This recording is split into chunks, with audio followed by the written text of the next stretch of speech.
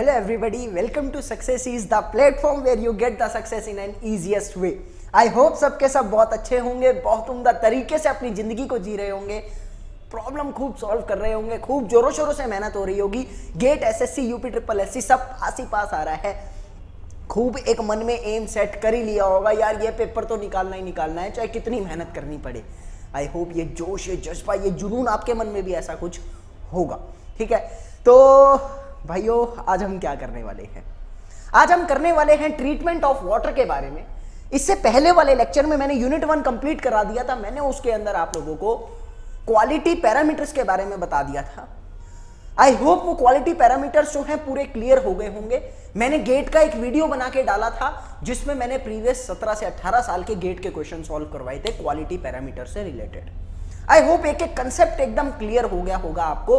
Numerical part clear, theoretical part clear, question solve कर रहे होंगे तो बन रहे होंगे क्वेश्चन अब आपसे। तो ले देकर कहने का मतलब है ओवरऑल क्लियरेंस आ चुकी है। फिर भी अगर कोई आपको डाउट आता है प्यारे देवियों और सज्जनों, तो अपना व्हाट्सएप ग्रुप भी बना हुआ है, अपना यहाँ पर कमेंट बॉक्स में आप मेंशन कर सकते हैं। कोई इमेज में डाउट आता है तो वहां पर भेज सकते हैं।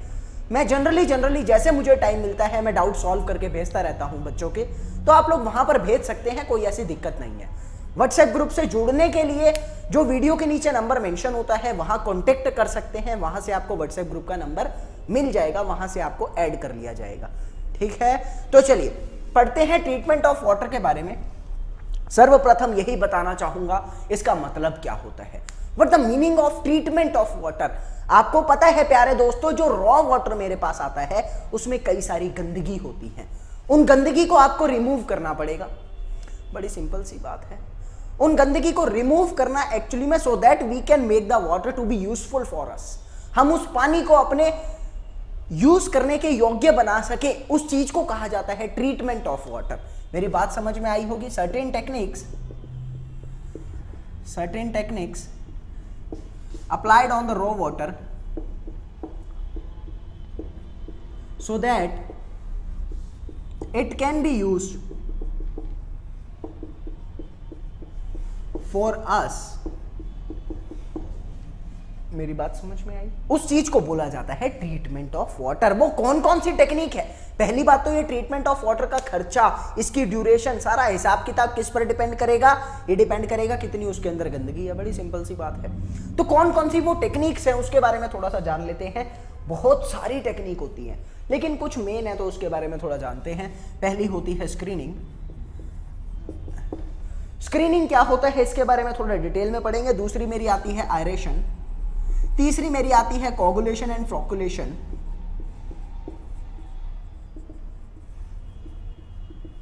चौथी मेरी आती है मेरे प्यारे दोस्तों यहां पर सेडिमेंटेशन। सेडिमेंटेशन के बाद आता है फिल्ट्रेशन। फिल्ट्रेशन के बाद आता है सॉफ्टनिंग, या पहले डिसइंफेक्टिंग कर देता हूं। डिसइंफेक्टेंट्स मिलाया जाता है, उसको डिसइंफेक्शन बोला जाता है, डिसइंफेक्शंस। फिर करता हूं सॉफ्टनिंग।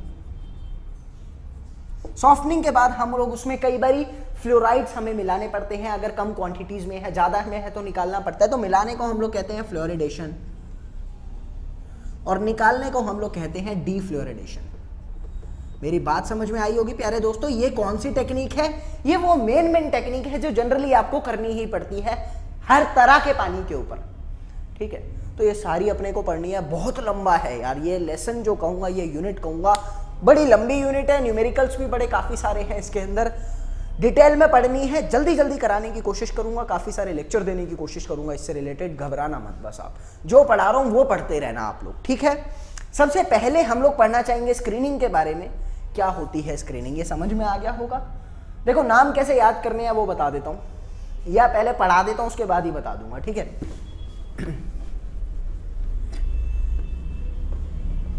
स्क्रीनिंग क्या होती है? स्क्रीन का मतलब आपको पता है कहीं पर कुछ स्क्रीन लगाना, प्रोटेक्टिव लेयर बनाना, या मैं कह सकता हूं पर्दा लगाना, एक तरह की यही बात होती है। तो स्क्रीनिंग का मतलब क्या है? देखो यहां से आपका ये पानी आ रहा है और इस पानी के अंदर कई सारी पन्नी वन्नी पड़ी है, मोटे मोटे कागज के टुकड़े पड़े हैं। अब ये कागज के टुकड़े अलग करने के लिए आप क्या करोगे? इसके आगे मेरे प्यारे दोस्तों आप लगा दोगे जाली। इसके आगे आपने लगा दी है जालियां। ये जाली जो है ना, ये जाली क्या करेगी, इन बड़े बड़े पार्टिकल्स को रोक लेगी, बड़े बड़े पार्टिकल्स को रोक लेगी। बड़ी सिंपल सी बात है, इसको बोला जाता है स्क्रीन। मेरी बात समझ में आई होगी प्यारे दोस्तों आप लोगों को कि स्क्रीनिंग होता क्या है। स्क्रीनिंग होता है एक तरह की जाली जिससे हम अपने बड़े बड़े पार्टिकल्स को रोकते हैं। जैसे कि कोई पेड़ आ गया उसके अंदर, कोई मरा हुआ जानवर आ गया उसके अंदर, पॉलीथीन आ गई उसके अंदर, समझ रहे हो ना मेरी बात को आप लोग। तो स्क्रीन को मैं हिंदी भाषा में, देशी भाषा में बोलना चाहूंगा जाली। क्लियर है? अब ये तो हो गई देसी, थोड़ा टेक्निकल भी पढ़ लेते हैं इससे रिलेटेड। देखो स्क्रीन जो होती है देवी और सज्जनों, दो तरीके की होती है।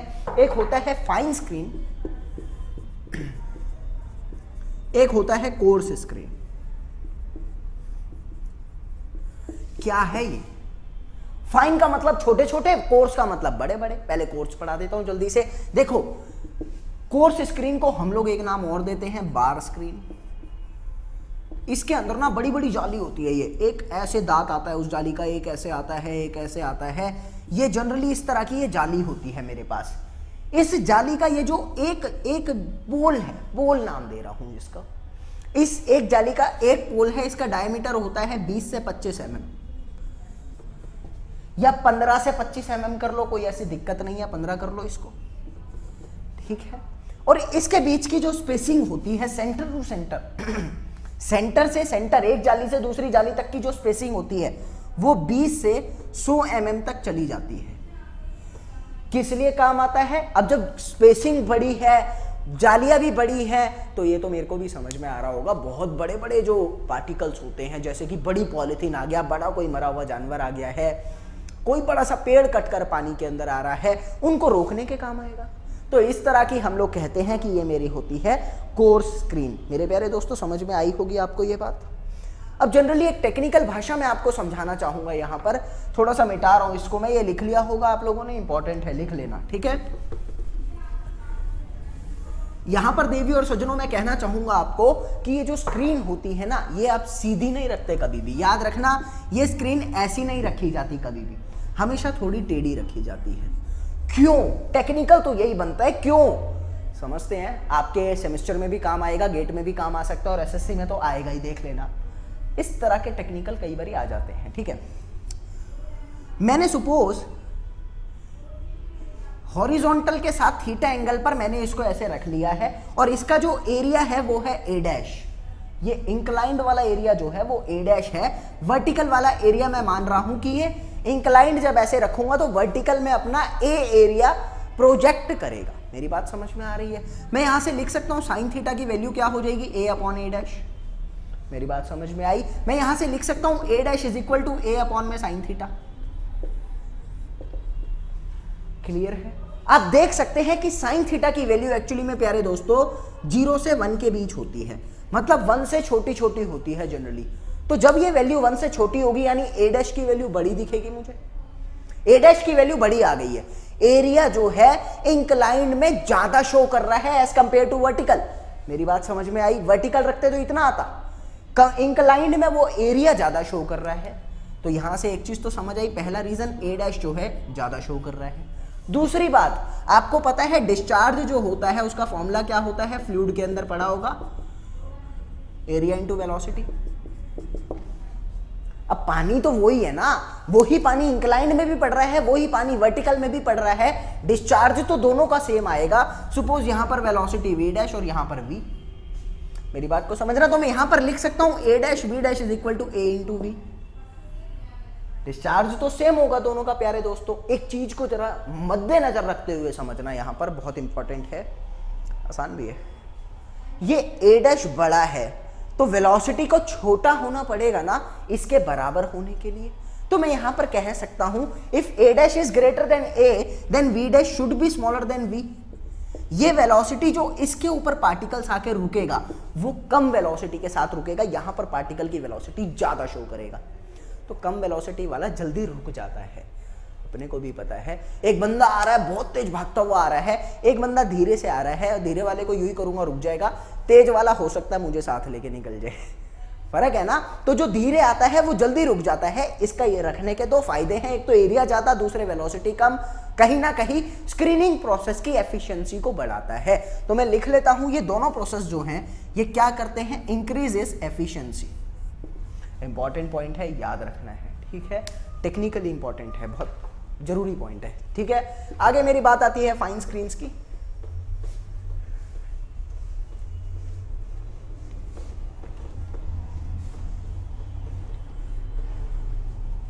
फाइन स्क्रीन की बात आती है प्यारे दोस्तों। ये फाइन स्क्रीन क्या है, क्यों है, जरा देखते हैं इस चीज का। देखो, फाइन का मतलब छोटा, आपको भी पता है ये बात। एक आपके पास स्क्रीन है कुछ ऐसी, वो जाली टाइप की है।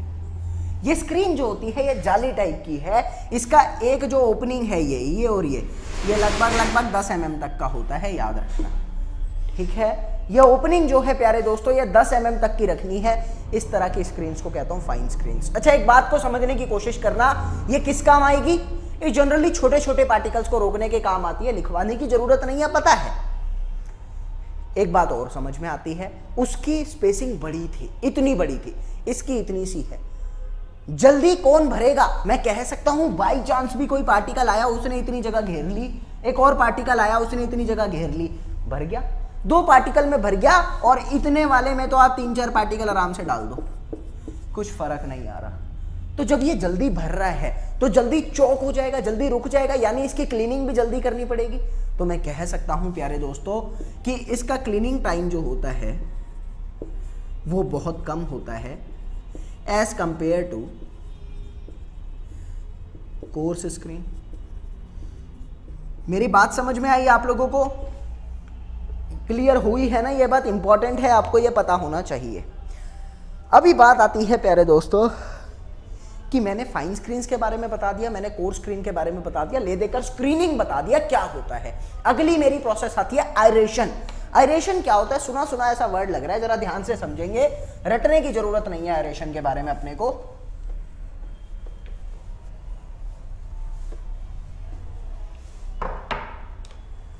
आयरेशन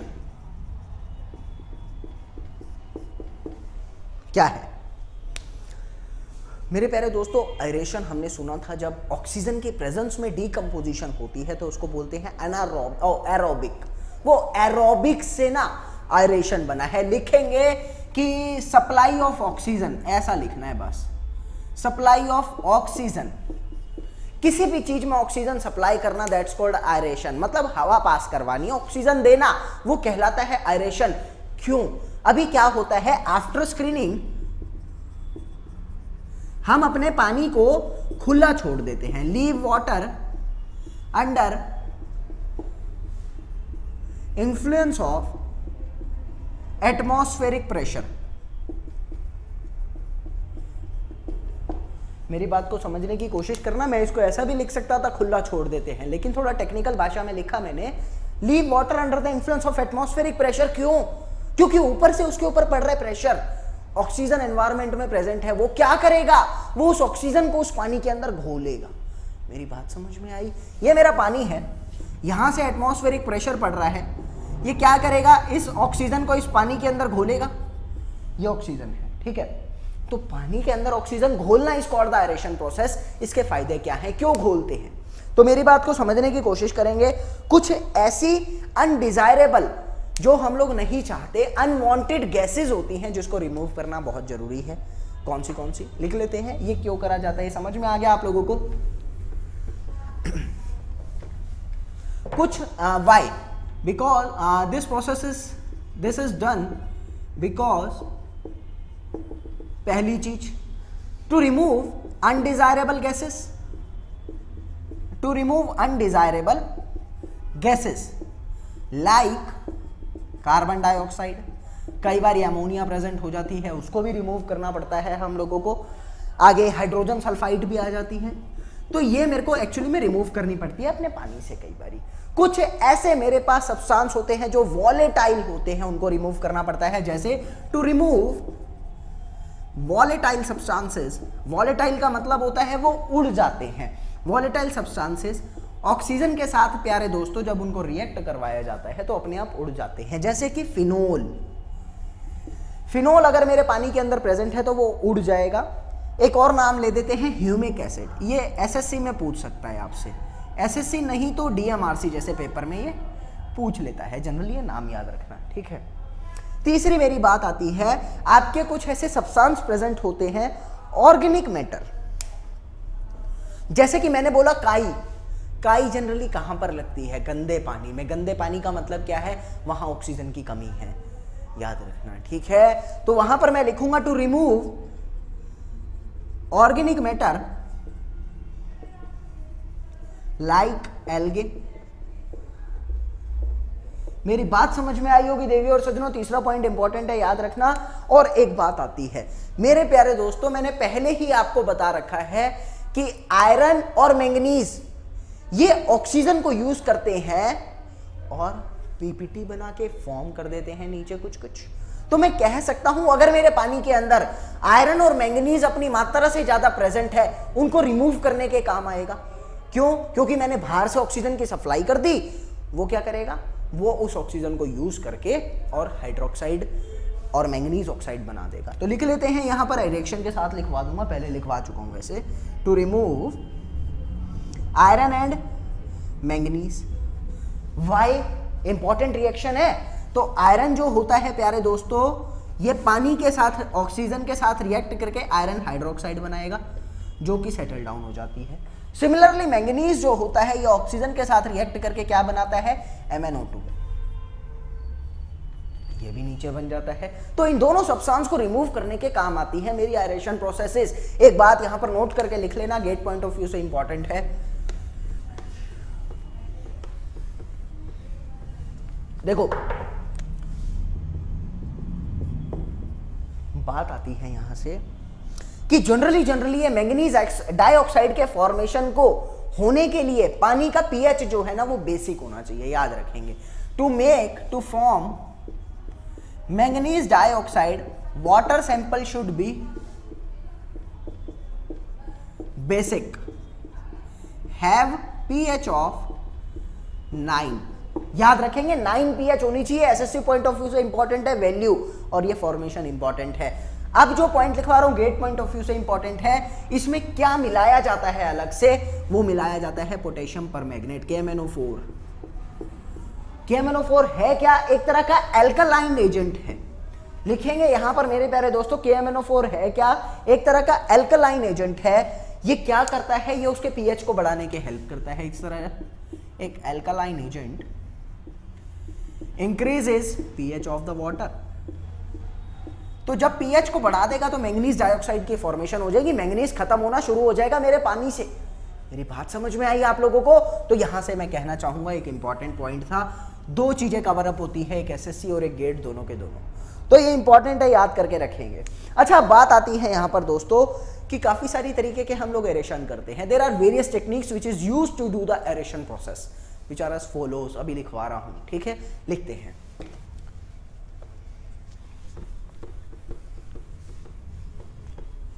देखिए आयरेशन का मतलब क्या होता है? आयरेशन का मतलब है ऑक्सीजन मिलाना। यार मैं हूं देसी बंदा, दिल से भी देसी है, वैसे तो हिंदुस्तानी है ही, देश अपना है। क्या मतलब है यहां पर? मेरा कहने का मतलब है मैं ज्यादा इंजीनियरिंग को नहीं, मैं अपने दिमाग को यूज करूंगा। कैसे? पहली चीज आयरेशन के प्रोसेसेस, आयरेशन मेथड। पहला मेथड क्या है मेरे प्यारे दोस्तों? याद रखेंगे आयरेशन का मेथड हम लोग यूज करते हैं स्प्रे नोजल। ये तो चलो मेरे को टेक्निकल भाषा में नाम दे दिया है इन्होंने, लेकिन है क्या एक्चुअली में जरा समझ के चलेंगे। आपने देखा होगा जनरली आपके घर के पास कार वार धोते हुए वो मैकेनिक जो होता है वो बड़ा मोटर वाला पाइप लेकर चलता है जिसमें से धार निकलती है। इस तरह के प्रोसेस को मैं कहता हूं नोजल प्रोसेस। ये है नोजल, इसमें से आ रहा है पानी। ये क्या करेगा? ये धार वाला पानी निकालेगा बाहर, और जब पानी निकलेगा तो इसमें ऑक्सीजन प्रेजेंट होगी ही होगी एटमॉस्फेयर से। मेरी बात समझ आ रही है? तो यहां से इस तरह से मैं अपना एरेशन प्रोसेस कर लेता हूं। मेरी बात क्लियर हुई? एक मेरा होता है मेरे प्यारे दोस्तों कास्केड आयरेटर। ये क्या है? सेकंड होता है कास्केड आयरेटर। क्या है ये? देखो इस तरह का ना एक स्ट्रक्चर होता है आपके पास। ये ईंटों का बना हुआ है, जनरली कंक्रीट का ही बना होता है, ईंटों का भी क्यों। यहां पर बीच में से एक पाइप आया होता है, ये सारा भरा हुआ है अंदर तक, ठीक है, ये भरा हुआ है। यहां से पाइप आया और पाइप से मेरे प्यारे दोस्तों आपने भर दिया पानी, और पानी जो है यहां पर आपने फैला दिया। ये पानी क्या करेगा, ये नीचे नीचे नीचे नीचे दोनों तरफ से आएगा, और जब ये पानी भर जाएगा, मतलब ऊपर से नीचे आ रहा है, ऑब्वियसली एटमॉस्फेयर के कांटेक्ट में आ चुका है, तो एटमॉस्फेयर के कांटेक्ट में आने का मतलब क्या है, ऑक्सीजन डाल दिया है। मेरी बात समझ आई? एक तरह का मैं जो कहूंगा ना, ये मेथड ये जनरली ग्राउंड वाटर्स के लिए यूज किया जाता है, क्योंकि पानी को नीचे से ऊपर लाया जा रहा है। क्लियर है, कोई दिक्कत तो नहीं है। तीसरा मेरा आता है ट्रेट ओवर मेथड। ये क्या है, चलो यहीं पर लिख देता हूं मैं इसको भी।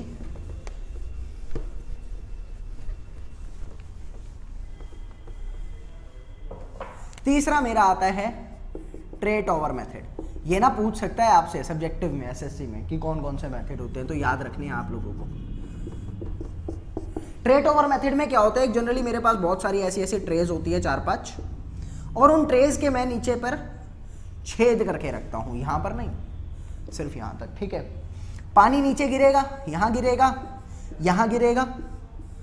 जब पानी ऊपर से नीचे गिर रहा है तो एटमॉस्फेयर के कांटेक्ट में तो आ रहा है ना, एक एक लेयर पानी के एटमॉस्फेयर के कांटेक्ट में आ रही है, तो होता क्या है, ऑक्सीजन आ जाता है। ऑक्सीजन आता है और CO2 रिमूव होती है, याद रखना।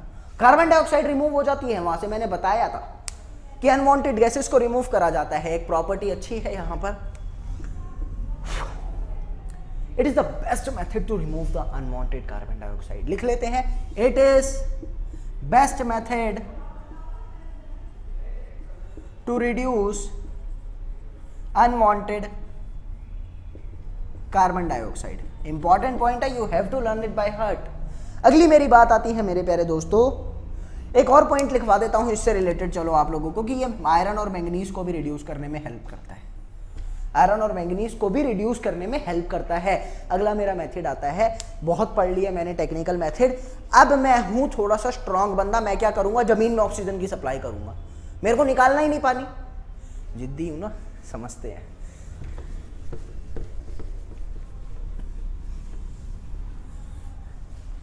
अब क्या करना है प्यारे दोस्तों, चौथा, supply of oxygen to underground water. ये अंडरग्राउंड है, ठीक है यार, जमीन के नीचे है, आपने यहीं से पाइप की हेल्प से इस पानी पर ऑक्सीजन सप्लाई कर दिया। इस प्रोसेस को कहा जाता है एरेशन प्रोसेस। मेरी बात समझ में आई होगी प्यारे दोस्तों। तो ये कहीं ना कहीं अपनी एरेशन की सारी टेक्निक्स हैं, इंपॉर्टेंट है, आपको याद रखना है। अगला मेरा प्रोसेस आता है सेडिमेंटेशन। ये क्या होता है जरा ध्यान से समझते हैं। देखो, सेडिमेंटेशन बहुत ही आसान सी चीज है। Sedimentation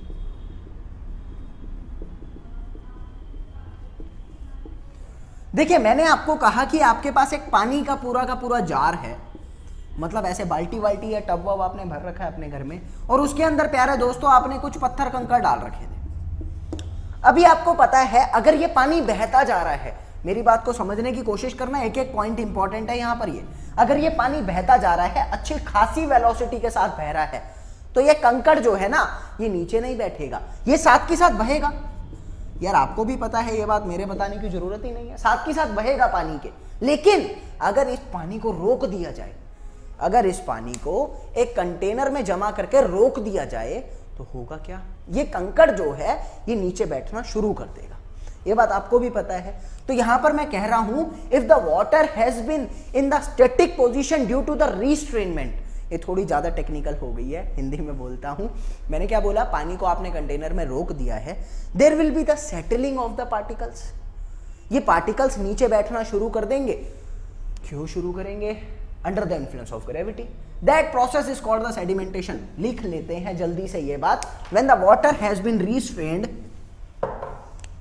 when water is in static position, static का मतलब होता है रुका हुआ, static position, then there will be settling of the particles under the influence of gravity। मतलब ग्रेविटी के इंफ्लुएंस में, गुरुत्वाकर्षण की वजह से पार्टिकल्स नीचे बैठेगा, उसको बोला जाता है टोटल सेडिमेंटेशन प्रोसेस। मेरी बात समझ में आई प्यारे दोस्तों? इंपॉर्टेंट है, पता होना चाहिए, ठीक है। अभी एक बात आती है यहां पर, ये सेडिमेंटेशन प्रोसेस डिपेंड किस किस चीज पर करता है, इंपॉर्टेंट है, ये भी पता होगा अपने को।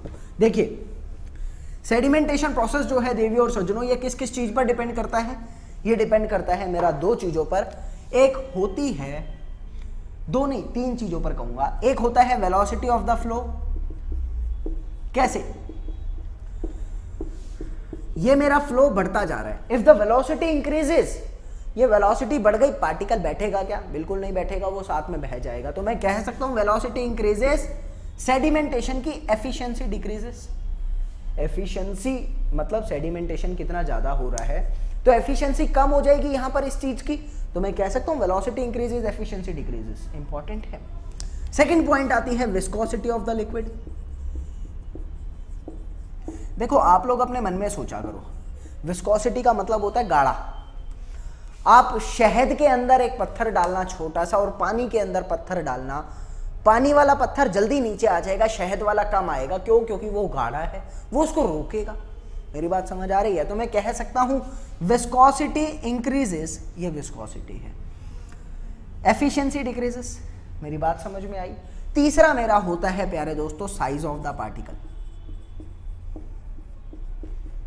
देखिए साइज ऑफ द पार्टिकल का मतलब क्या है, एक इतना सा पत्थर है और एक इतना बड़ा पत्थर है, जरा घेर के देखना, बड़े वाला पूरा ही आ जाएगा, जल्दी आ जाएगा, छोटे वाले को टाइम लगेगा। एयर रेजिस्टेंस का मैटर है, सारा का सारा 11th वाला कंसेप्ट है।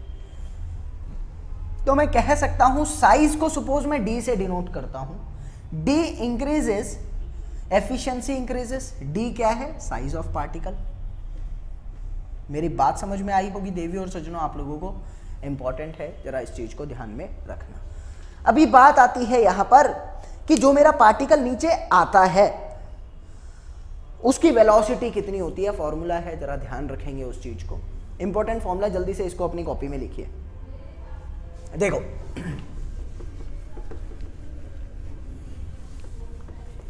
Settling velocity of the particle, यहां पर लिखना चाहूंगा settling velocity of the particle. General formula अगर मैं लिखना चाहूं ना इसका प्यारे दोस्तों, जनरल फॉर्मूला का मतलब होता है, देखो दो तरह की कंडीशन बनती है। एक होती है यहां पर मेरी कंडीशन वो है कि मेरा फ्लो जो है वो लेमिनार है, और दूसरी कंडीशन में टर्बुलेंस है। दो तरह की कंडीशन है, तो जनरल नहीं, यहां पर लिखना चाहूंगा टर्बुलेंस। अगर मेरा फ्लो जो है वो टर्बुलेंट है, मेरा फ्लो अगर टर्बुलेंट है, तो उस केस में फॉर्मूला क्या बनता है, Vs is equal to root of 4/3 G - 1 GD by CD। सारी चीजें डिफाइन कर रहा हूं क्या क्या है, ये G - 1 है। ये फॉर्मूला याद होना चाहिए। लोग टैटू बनवाते हैं कुछ चीजों को हमेशा याद रखने के लिए, मैं कह रहा हूं दिल में इसका टैटू बना लेना, एक ये और एक जो अगला लिखवा रहा हूं। गेट में मैंने जब दिया था तो जितनी बार गेट दिया उतनी बार इस पर क्वेश्चन आया, सेम बिल्कुल फॉर्मूले पर 2 नंबर का क्वेश्चन आता है। 2 नंबर बहुत है हमारे लिए, तो यार रट लो, हर हालत में चीटिंग कर सकते हो तो ले जाना पर्ची, इस फॉर्मूले की काम आएगा ही आएगा, एक ये या तो या अगला, ठीक है। तो यहां से सेटलिंग वेलोसिटी जो आती है टर्बुलेंट की वजह से 4/3 ऑफ G - 1। G क्या है? Specific gravity. छोटा g क्या है? Acceleration due to gravity. D क्या है? Size of the particle. CD क्या है? Coefficient of discharge. सुना है ना हमने, कहां पर? फ्लूइड मैकेनिक्स में, ठीक है। तो वही चीज है ये फॉर्मूला मैंने शायद आपको सॉइल में कराया है कि नहीं मुझे याद नहीं है। अगर मेरा फ्लो जो है प्यारे दोस्तों वो लेमिनार हो, फ्लो अगर आपका लेमिनार हो गया, तो इस केस में जो आपका फॉर्मूला बनता है वो क्या बनता है, वो भी इंपॉर्टेंट है आप लोगों के लिए। G - 1 gamma W d²/18 mu.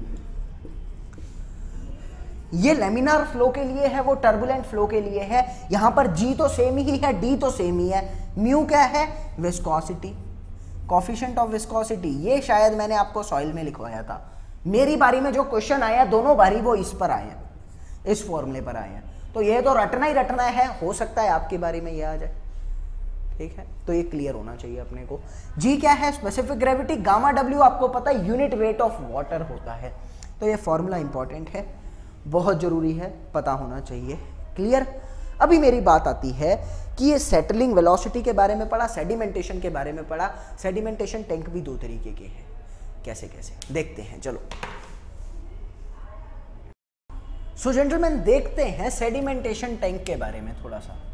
Sedimentation tank जो होता है ये जनरली दो टाइप के होते हैं। एक होता है फिक्स्ड टाइप टैंक, एक होता है फिक्स्ड टाइप, इसको एक नाम और दिया जाता है क्विसेंट फिक्स्ड, क्विसेंट टाइप, ठीक है। एक होता है मूवेबल टाइप। मूवेबल टाइप में क्या है, दो तरीके के होते हैं ये भी। एक होता है वर्टिकल मूवेबल, एक होता है हॉरिजॉन्टली मूवेबल। देखिए टैंक नहीं मूव करता, लिक्विड मूव करता है, याद रखेंगे, पढ़ेंगे इनके बारे में भी। तो एक एक करके जरा समझते हैं, सारों को ही समझना है अपने को। तो जरा इंपॉर्टेंट है, ध्यान से देखिएगा। पहली बात तो बहुत ही आसान सी है। देखो फिक्स्ड टाइप का मतलब क्या है, सेम है जो मैंने अभी तक बताया कि यहां पर कह रहा है फिक्स्ड यानी मूव नहीं कर रहा, रेस्ट पर है। ये आ गई मेरी टैंक, और टैंक में मैंने डाल दिया लिक्विड, इसमें कुछ है पत्थर। ये लिक्विड जो है प्यारे दोस्तों, ये मैंने जनरली रेस्ट पर रख रखा है एक कंटेनर में। कौन सा वाला पढ़ा रहा हूं, क्विसेंट टाइप। ये लिक्विड रेस्ट पर है, यहां पर कंकड़ पड़े हैं और वो कंकड़ क्या होंगे, नीचे आने की कोशिश करेंगे ना। तो इसी तरह का कुछ टैंक है हमारे पास, इसको कहते हैं फिक्स्ड टाइप टैंक। कुछ टेक्निकल भाषा में लिखवा देता हूं इससे रिलेटेड। इसका टाइमिंग कितना होना चाहिए, देखो डिटेंशन टाइम एक टर्म आती है। डिटेंशन टाइम आता है मेरे प्यारे दोस्तों कि कितना टाइम एक्चुअली में पत्थर को नीचे आने में लग रहा है, कितने टाइम के लिए वो इस लिक्विड के अंदर प्रेजेंट है, वो कहलाता है डिटेंशन टाइम। मेरी बात समझ में आई। सपोज ये पत्थर है, ये वाला, इसको यहां तक आया, यहां तक आया, यहां तक आया, ये यहां पर आने में इसको लग गए 10 घंटे, ठीक है। तो ये 10 घंटे जो है इसका क्या है, डिटेंशन टाइम है, याद रखेंगे, ठीक है। तो मेरे प्यारे दोस्तों याद रखेंगे पार्टिकल्स का जो डिटेंशन टाइम होता है वो कितना रखना है अपने को। डिटेंशन टाइम 24 घंटे, ठीक है। अगर मैं मैन्युअली करता हूं इसको, मैन्युअली मतलब अपने हाथ से कर रहा हूं, तो उसकी क्लीनिंग भी बहुत जरूरी है। तो क्लीनिंग कितने टाइम पर होनी चाहिए, जनरली 6 से 12 घंटे में। कैसे समझाता हूं, अभी रुक जाओ इस चीज को। देखो नीचे क्या होता है, नीचे होता है स्लज जोन। यहां पर है मेरे प्यारे दोस्तों, इसको कहते हैं स्लज जोन, जहां पर मेरे पार्टिकल्स आके फंस जाते हैं, ठीक है। और ऊपर है मेरा लिक्विड, जिसको मैं कहता हूं सेटलिंग जोन। यहां पर सेटल होता है, सेटलिंग जोन। मेरी बात क्लियर हो रही होगी देवी और सज्जनों। अभी होता क्या है कि मैंने लिक्विड को छोड़ दिया है, उसमें पार्टिकल नीचे आने शुरू हो गए हैं। जैसे जैसे लिक्विड ऊपर ऊपर ऊपर ऊपर पहुंच रहा है, साफ साफ मैं लिक्विड रिमूव कर लेता हूं और डाल देता हूं, रिमूव कर लेता हूं और डाल देता हूं, रिमूव कर लेता हूं। 24 घंटे के बाद ये स्लज जो है यहां पर मेरे पार्टिकल्स फंस रहे हैं। तो होता क्या है कि एक्चुअली में स्लज की हम क्लीनिंग करते हैं 6 से 12 घंटे में। मेरी बात समझ में आई देवी और सज्जनों। तो कुछ इस तरह का टेक्निकल भाषा में यही है क्विसेंट फिक्स टाइप हमारा सेडिमेंटेशन टैंक, और ये इंपॉर्टेंट है, ये जरा याद रखना। यहां पर बात आती है कि इसका हम यूज कहां करते हैं, मैक्सिमम डिस्चार्ज निकालने के लिए। मैक्सिमम डिस्चार्ज डेंसिटी का जब हमें काउंट करना होता है तो हम इसका यूज करते हैं, लिख लेते हैं यहां पर, इंपॉर्टेंट चीज है ये।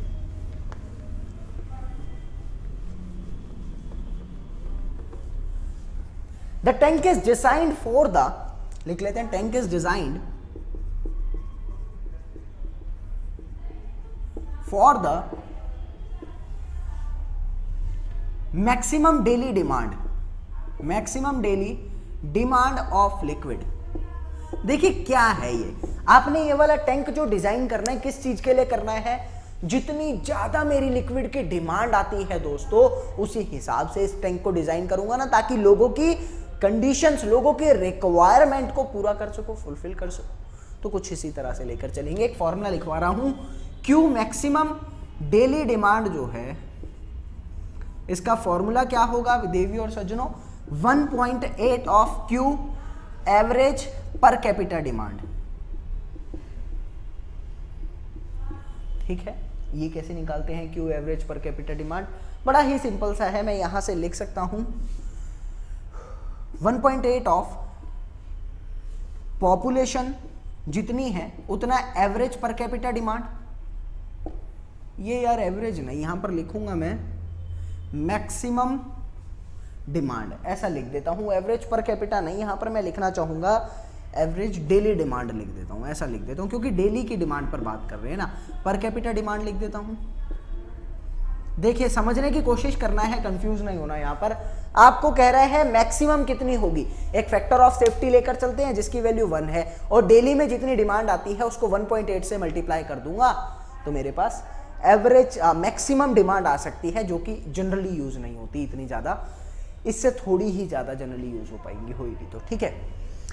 तो पॉपुलेशन को एक बंदे की डिमांड से टोटल पॉपुलेशन को मल्टीप्लाई कर दूंगा, मेरे पास आ जाएगा टोटल एवरेज डेली डिमांड। मेरी बात समझ में आई होगी प्यारे दोस्तों।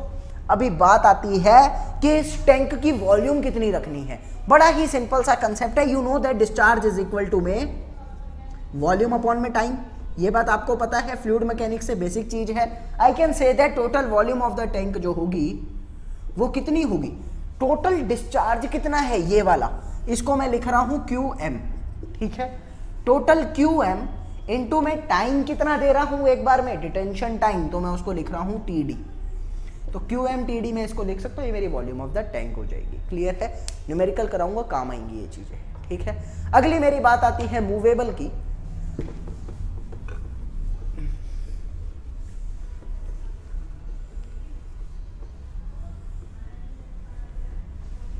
अगली मेरी बात आती है यहां पर देवी और सज्जनों मूवेबल टाइप टैंक। देखिए मूवेबल टाइप टैंक का क्या मतलब है, टैंक नहीं मूव करता इसमें, इस टैंक के अंदर लिक्विड मूव करता है, ठीक है, ये बात समझनी है। Liquid moves in this type of tank.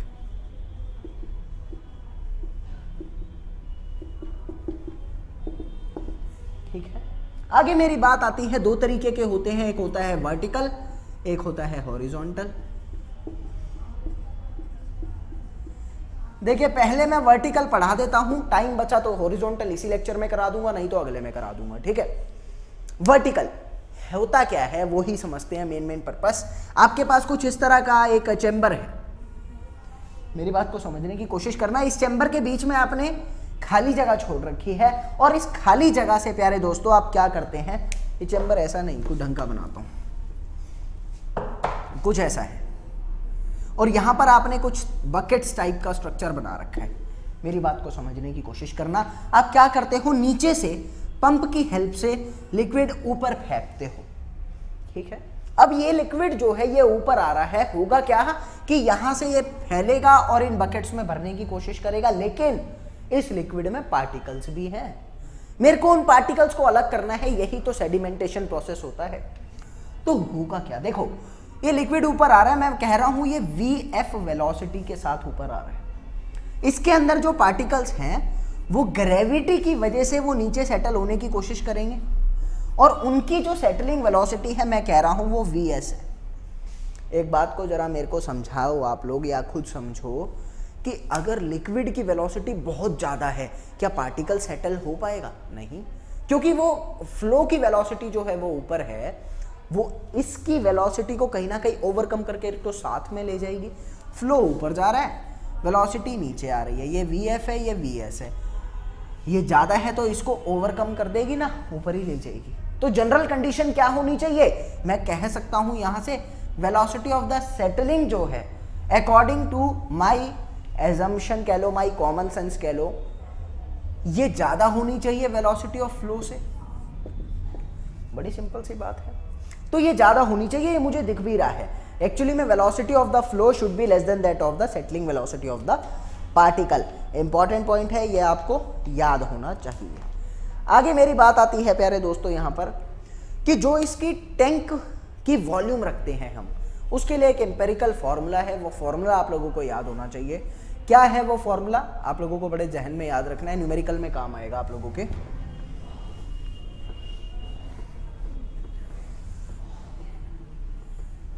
लिख लेते हैं यहां पर, generally volume of the tank is defined as, volume of the tank यहां पर कितनी होगी, वो होगी प्यारे दोस्तों d² into 0.11d 0.011d plus में 0.57 ऑफ h।